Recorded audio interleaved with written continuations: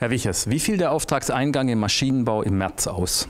Wir hatten einen Rückgang von insgesamt 9%, im Inland ein Minus von 2%, im Ausland dafür einen Rückgang von 12%. Lassen sich aus diesen Zahlen schon Corona-Effekte ablesen? Nun, hier kann man nur spekulieren, weil unsere Auftragseingangsstatistik keine nationale Auswertung zulässt. Wir können also nicht schauen, ob jetzt insbesondere in China es Rückgänge gegeben hat oder in Italien. Aber die Vermutung ist natürlich schon, dass wir hier auch erste Effekte der Corona-Pandemie in den Zahlen vom März sehen. Im ersten Quartal waren die Auftragseingänge nur um 2% gesunken. Was schlussfolgern Sie daraus?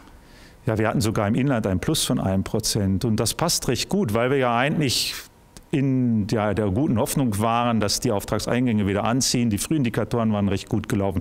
Die Pandemie ist letztlich dazwischen gekommen. Was belastet die Maschinenbauer mehr, die Störung der Lieferketten oder die fehlende Nachfrage? Wir haben bisher 3 Umfragen gemacht zu den Beschränkungen und da eben auch immer nachgefragt, angebotsseitige Störungen, also die Lieferkette, und nachfrageseitige Störungen, also zu wenige Aufträge oder weniger Aufträge.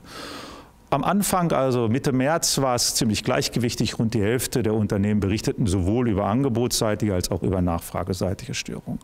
Die angebotsseitigen Störungen, also Störungen entlang der Lieferketten, sind gleich geblieben. Da ist es bei 50% ungefähr geblieben.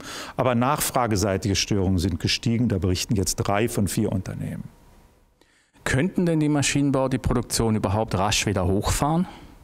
Ich glaube schon, insbesondere die Produktion, weil viele Unternehmen durchgearbeitet haben oder soweit es eben irgendwie möglich war. Sie haben also die Unternehmen offen gehalten und können auch wieder dann loslegen, wenn denn die Nachfrage kommt. Schwieriger wird es aktuell eher bei Unternehmen, die reisen müssen, also den Mitarbeitern, die reisen müssen ins Ausland aufgrund von Montageeinsätzen oder Serviceeinsätzen. Das ist nahezu unmöglich. Was bräuchte der Maschinenbau also von der Politik in diesem Moment?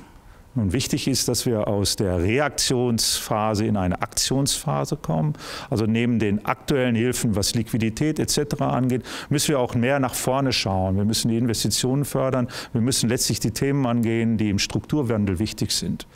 Da ist es sicherlich wichtig, dass wir vernünftige Abschreibungsbedingungen bekommen. Wir haben ja schon vor Jahren die degressive Abschreibung wieder einkassiert. Sie ist einfach gemessen am Werteverzehr wesentlich angebrachter. Eine andere Möglichkeit ist, den Verlustrücktrag wieder zu erweitern, so wie er schon mal vor 10, 15 Jahren erweitert worden ist, damit man eben die Verluste im laufenden Jahr mit den Gewinnen in den Vorjahren besser verrechnen kann und sich damit auch Liquidität schafft.